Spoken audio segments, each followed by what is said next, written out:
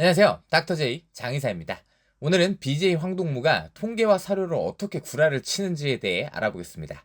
자, 이 사기꾼이 어떤 식으로 구라를 치는지 잘 보면 일단 22,000원짜리 고급 라면 냄비 받침대 우더를 위한 역사 29에서 30페이지를 보면 뉴라이트 입장에서는 식민지 근대화론을 증명하기 위해 오로지 경제적 성과만을 제시했다. 그들은 일제강점기 조선의 평균 경제 성장률이 3%였다는 통계를 제시한다. 그러나 앵거스 매디슨의 통계 자료에 입각하여 1913년에서 1950년 시기의 각 나라의 경제 성장률을 살펴보면 이들의 주장이 거짓임이 드러난다. 라고 써있고 1913에서 1950년 각 나라별 경제 성장률이 나오는데 일본은 2.21, 대만은 2.87, 한국은 0.30이라고 나옵니다. 그리고 1913에서 1950년 각 나라별 1인당 소득 증가율을 말하며 한국은 마이너스 0.40이라는 수치를 제시하죠. 그리고 이렇게 말합니다. 일제강점기 조선인의 1인당 소득이 크게 증가하지 않은 이유는 무엇일까? 그 시기 경제성장의 단물은 다수의 조선인이 아닌 당시 한반도 인구의 3% 정도만을 차지하는 일본인이 독식했기 때문이다. 즉 조선의 경제가 발전해도 그 이익은 대부분 일본이 가져갔던 것이다. 간단하게 황동무는 일제강점기의 한반도 경제성장률이 3% 정도였다는 뉴라이트 학자들의 주장을 반박하기 위해 빼도 박도 못하는 OECD 공식 자료를 가져온 것이죠. 그럼 저는 뉴라이트도 황빠도 아니기 때문에 객관적으로 한번 이걸 검증해보면 되겠죠. 누군가는 거짓말을 하고 있다는 거니까요. 그래서 OECD 공식 통계를 봤습니다. 1913에서 1950년까지 GDP 통계를 보니 사우스 코리아 마이너스 0.40? 황현필 말이 맞네? 그렇더라고요. 그러나 저는 곧 그의 함정에 빠져있음을 알아챘죠. 왜냐? 1913년부터 1950년까지면 1913년은 일제강점기가 맞지만 1946, 47, 48, 49, 50은 일제강점기가 아니잖아요. 경술국치가 1910년이니까 실제적인 일제강점기는 1910년부터라고 봐야 하는데 이게 일단 잘못되었다 느꼈습니다. 그리고 1945년도 이때 8월에 해방이 되었던 해죠. 그래서 황현필이 인용했다는 OECD 공식 통계를 다시 한번 봤습니다. 자, 경제성장률 GDP 지표 부분도 0.30이 맞죠? 맞길래 황현필이 일단 이걸 가져다 쓴 건 틀림없이 맞구나 라고 알 수 있었습니다. 자, 그런데 황현필이 이걸 제시하면서 29페이지에 앵거스 매디슨의 통계 자료에 입각하여 뉴라이트 주장이 거짓임이 드러났다라고 설명했는데요. 여러분 황현필이 제시한 자료는 OECD 공식 자료가 맞지만 여기에는 이 통계만 있는 게 아니라 이 통계에 대한 주석과 해석이 달려 있습니다. 이 통계 자료에 대한 OECD 문서, 또 월드 이코노미를 보면 황동무가 참고한 자료의 세부 자료가 나오거든요. 자, 그걸 연도별 GDP와 연도별 1인당 GDP를 정리해 보면 이렇습니다. 여러분 보시면 GDP와 1인당 GDP가 조금씩 성장하다가 갑자기 1930년대 중후반부터 팍 상승하고 37년부터 44년까지는 상당히 높다는 걸 알 수 있죠. 그러면서 1945년부터 1950년까지의 GDP를 보면 갑자기 팍 줄어든다는 것을 알 수 있고 45년부터 1인당 GDP는 이 기록에서 해방 후 가장 높은 1950년대 인당 GDP보다 1913년 인당 GDP가 더 높다는 것을 알 수 있습니다. 그럼 이제 황동무가 가져온 자료가 뭐가 문제인지 아시겠죠? 평균값을 황현필이 가져온 자료로 하면 해방 후 45에서 50년까지가 엄청나게 깎아 먹는다는 걸 알 수가 있죠. 이를 그래프로 보면 이렇습니다. 어떻죠? 점차 성장하다가 팍 올라갔다가 팍 내려가죠. 그러니까 간단하게 일제강점기 한반도의 경제는 당연히 지배국인 일본이 이끌었는데 1945년 일제가 패망하고 일본의 자본, 기술, 인력이 다 본국으로 철수하게 됩니다. 1945년 이후로도 50년에는 경제가 45년보다는 팍 상승하지만 1인당 GDP는 없다시피 하죠. 왜냐하면 해방 후 한반도의 경제는 대부분 미국의 원조 혹은 타국의 원조로 돌아갔기 때문입니다. 그리고 1930년대 후반 한반도의 인당 GDP와 GDP가 왜 상승했냐? 간단합니다. 이때는 태평양 전쟁 전후로 미리 전쟁에 대비한 물자와 실제 전쟁이 터졌을 때의 물자를 조선에서도 무진장 생산했기 때문이죠. 황현필은 그게 왜 그렇게 나오는지 설명하지 않고 지가 유리한 방향으로 쓰는 거고 뉴라이트는 그 속사정을 제대로 설명하지 않는 거죠. 그러나 뉴라이트는 실제 조선인의 소득 수준이나 현실을 제대로 반영하지 않는 거지 지표상 구라를 쳤다고는 볼 수 없지만 황현필은 명백하게 지표상 구라를 쳤다고 봐야 합니다.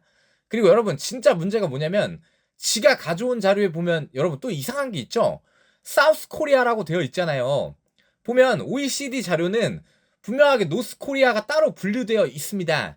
근데 OECD 자료에는 노스 코리아의 1913에서 1950년까지의 통계 자료는 나오지 않고 1950년 자료만 나와 있습니다. 자, 보이세요? 즉 황현필이 가져온 지표는 남쪽만의 지표로 정확한 일제강점기 한반도의 지표도 아닙니다. 이 띨띨이는 지가 가져온 자료가 뭔지도 몰라요. 그럼 이게 왜 중요하냐? 일제강점기와 해방 직후는 북한 쪽에 대륙 침략용으로 많은 공업단지와 일본 제국의 투자가 있었고 실제 한반도에서의 아주 중요한 공업의 중심지였거든요. 여러분 여기 보시면 관북공업지역이라고 나오죠. 1940년의 공업 생산액을 살펴보면 함경남도 4억 3,400만원, 함경북도 1억 7,600만원으로 각각 우리나라 전체 공업 생산액의 23.2%와 9.4%를 차지하였다. 함경 남북도를 합하면 우리나라 공업 생산액의 약 3분의 1이나 된다. 같은 해의 인구를 보면 우리나라 전체 인구의 7.7%를 함경 남도, 4.5%를 함경 북도가 차지하는데 인구에 비하여 이 지방의 공업이 매우 발달하였음을 알 수 있다. 이제 황동무가 가져온 사우스 코리아만의 자료를 쓰면 왜 안 되는지 아시겠죠? 황동무가 가져온 자료를 다시 볼까요? 주석이 달려있다고 했죠. OECD는 저러한 통계가 어떻게 나오는지 주석을 달아놨는데 위 OECD 자료 206에서 207페이지를 보면 1911년부터 1938년까지의 한국 GDP는 T, 미조구치와 M, 유메무라의 저서를 기반으로 도출되었다. 이 자료는 두 가지 총합 지표에 대한 연간 추정치를 제공하는데 하나는 국내 총지출, 다른 하나는 요소비용 기준 국내 순생산이다. 이 중 요소비용 기준 순생산은 1913년부터 1938년까지 연평균 3.68%의 복리 성장률을 나타냈고 국내 총지출 기준 지표는 4.06%의 성장률을 보였다. 본 분석에서는 이 중 국내 총지출 지표를 사용하였다. 자, 당연히 저 당시 한반도의 경제 지표 황현필이 말하는 앵거스 매디슨의 통계도 일본의 자료로 만든 겁니다. 이때는 조선이 자체적으로 국가적 자료를 기록하던 시대가 아니니까요. 보면 미조구치와 유메무라는 한반도에서 1913년부터 1938년까지 연평균 3.68%의 복리 성장과 국내 총지출 지표는 4.06%의 성장률을 보였다라고 기록하고 있습니다. 그런데 바로 옆에 붙어있는 하버드대 출판부에서 나온 상철서의 저서로 보면 한국인이죠.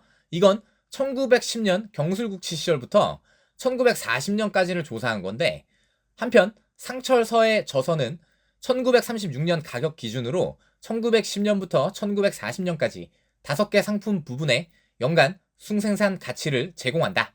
서의 이 총계 지표에 따르면 1913에서 1938년 사이의 성장률은 연평균 3.07%로 미조구치와 유메무라가 제시한 수치보다 낮은 성장을 보였다. 보다시피 1913에서 1938년 일제강점기 한반도의 경제 성장률은 연평균 3.07%라고 말하고 있고 미조구치나 유메무라보다는 낮게 보고 있다 라고 써 있습니다. 그러나 한국 학자의 조사도 40년 이후 44년까지의 GDP를 모두 통합하면 3.07보다 당연히 높겠죠. 조선인의 실질 생활과는 별개로 태평양 전시체제에서는 당연히 국내 총 생산량은 증가할 수밖에 없으니까요.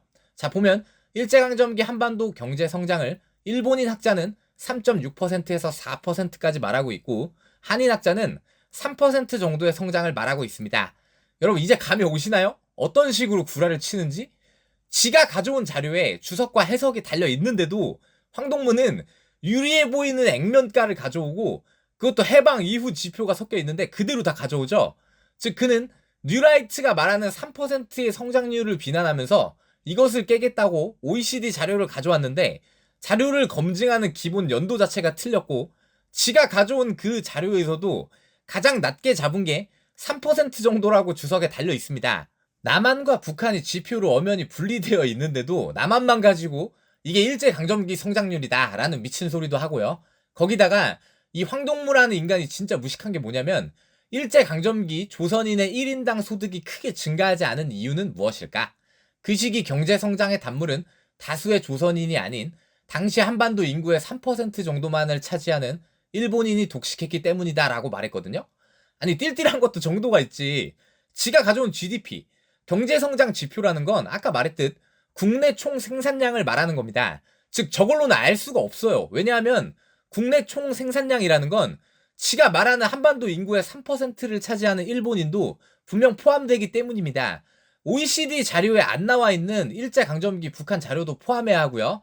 간단하게 지금 한국의 GDP에는 대한민국 땅에서 생산되는 모든 경제 지표를 말하는 겁니다. 예컨대 중국 국적 조선족 사장이 만드는 생산량도 한반도 내에서 만들면 그것도 다 한국 경제성장 지표 GDP에 포함이 되는 겁니다.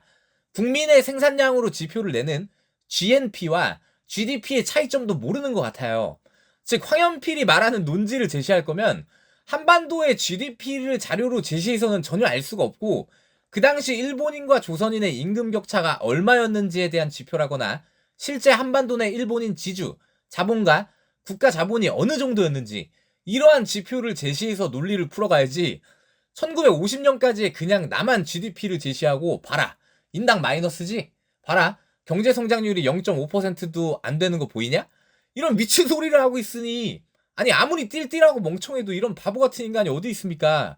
지가 가져온 자료의 주석에 한국인 학자도 일제강점기 한반도 전체의 경제 성장이 3% 정도였다고 달아났는데 아니 저 액면가 OECD 자료 보고 신나서 만세를 부르는 과거의 황연필 모습이 그냥 보여요. 얼마나 좋겠어요. 아 일제강점기 마이너스 성장이구나. 유후! 여러분 앞 영상에서 조선인의 키가 일제강점기에 줄어들었다? 이게 얼마나 미친 소리인지 어떤 방식으로 구라선동을 하는지 그 방식을 말씀드렸죠? 이번 것도 그것과 같은데 그 방식을 여러분들이 아셔야 한다는 겁니다. 역사라는 광범위한 분야에서 어떤 사실관계가 틀렸거나 해석이 좀 틀린 거는 그럴 수도 있어요. 완벽한 강이나 완벽한 사람은 없으니까요. 그러나 이런 건 실수가 아니라는 겁니다. 목적이 있고 결론이 그에 맞아야 하기 때문에 끼워 맞추다 보니 발생하는 그냥 뻥이라는 거죠. 자 여러분 봐봐요. 이게 뭔지 아십니까? 황연필이 돈 받고 파는 황연필의 한국사 인력이거든요. 여기 보면 써있죠. 여수 순천 사건으로 체포된 남로당 군사 총책 박정희에게 사형 구형이 유력했습니다. 그런데 만주 육사와 일본 육사 선배나 동기들이 구명에 나서서 박정희 보고 뭐 남로당 내부 알고 있는 거 다 불라고 해서 원래 사형인데 여기 써있기를 동지들의 이름을 팔아 숙군 작업에 도움을 준 박정희는 무기징역으로 감형되었고 여러분 잘 보세요. 박정희는 군 내부 숙청 작업 때 잡혀서 재판을 받은 건 맞는데 실제로 사형이 구형되었습니다.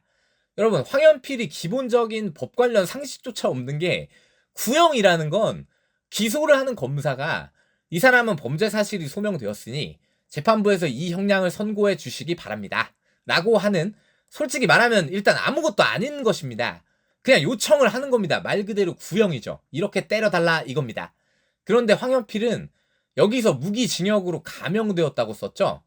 아니 기본적인 상식이라는 게 없는 건데 감형이라는 건 말 그대로 받은 형을 어떠한 참작 사유나 다른 이유로 깎아준다, 줄여준다 이런 의미잖아요. 근데 박정희는 군인이라 단심이고 이제 첫 번째 재판이었습니다. 그럼 박정희가 형을 받은 게 있나요? 아니요 없죠. 박정희는 이 시점에서 구형을 받은 거지 선고를 받은 게 없기 때문에 애당초 감형이라는 게 존재할 수가 없는 겁니다. 받은 형이라는 게 없으니까요. 그런데 황연필은 박정희는 원래 사형인데 감형받아서 무기징역이 나왔다 이렇게 써놨죠. 황당해요. 그러니까 이 인간은 구형, 선고, 감형이라는 개념 자체를 모르는 겁니다 그냥. 근데 이 글의 뉘앙스는 원래 사형당해서 죽는 건데 박정희가 살기 위해 다 불어서 사형에서 무기징역으로 깎였다 이걸 말해야 하기 때문에 기본적인 검증이나 개념조차도 엉터리로 써놓고 이런 걸 돈 받고 파는 겁니다.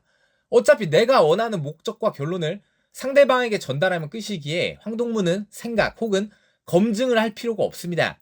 하긴 사실 GDP 가지고 장난을 쳐도 그 책을 읽는 사람 중에 누가 그걸 진짜일까 하고 찾아보겠습니까? 그래서 구라와 선동이 무서운 것이죠. 여러분 다시 말씀드리지만 실수나 단순 사료가 잘못된 것과 선동은 전혀 다른 것입니다. 역사는 우선 진실을 마주해야 하고 그 다음에 해석과 평가를 할 수 있는 것입니다. 그러나 본인이 뻥까지 쳐서 원하는 거짓된 진실에 다른 사람들을 집어넣기 위해 해석과 평가를 멋대로 이용하는 자들을 이제는 구별하는 능력을 키워야 한다는 것입니다. 그 뻥구라맨, 역사를 가장 역사답게 망각하는 이가 바로 BJ 황동무입니다. 당연히 여기서 끝이 아니고 황동무의 선동을 잡아내는 닥터 제이 특강은 계속됩니다. 감사합니다.